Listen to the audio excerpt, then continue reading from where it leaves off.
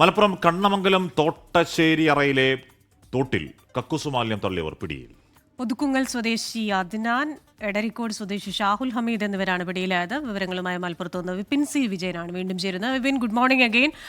പക്ഷേ ഇത് വല്ലാത്തൊരു ചെയ്തായി പോയല്ലോ. എന്താണ് ഇതിന്റെ പിന്നിലുള്ള ഒരു ചേതോവികാരം?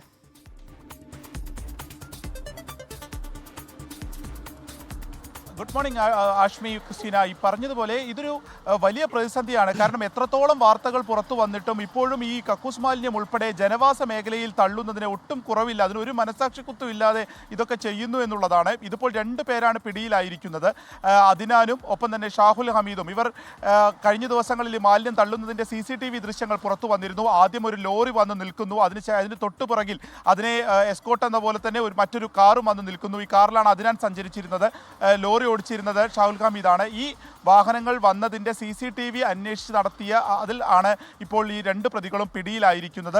പോലീസിന് വിവരങ്ങളെല്ലാം കൈമാറിയത് നാട്ടുകാരായിരുന്നു. ഇതിനു മുൻപും ഇവിടെ ഇത്തരത്തിൽ മാലിന്യം തള്ളുന്നത് ഒരു സ്ഥിരമായിട്ടുള്ള ഒരു കാഴ്ച തന്നെയാണ്. അപ്പോൾ ഈ ഫ്ളാറ്റും ആശുപത്രി തുടങ്ങിയവയിൽ നിന്ന് ലഭിക്കുന്ന അത്തരത്തിൽ മാലിന്യം കൂട്ടത്തോടെ എടുത്ത് അത് തള്ളുന്നു എന്നുള്ളതാണ് ഈ നാട്ടുകാർ തന്നെയുള്ള ഒരു ആരോപണം. അതുകൊണ്ട് തന്നെ ഇതിലൊരു കൂടുതൽ അന്വേഷണം ഈ മേഖലകൾ കേന്ദ്രീകരിച്ച് വേണം എന്നുള്ളത് കൂടി അവിടുത്തെ പ്രദേശവാസികൾ ആവശ്യപ്പെടുന്നുണ്ട്. ക്രിസ്റ്റീന.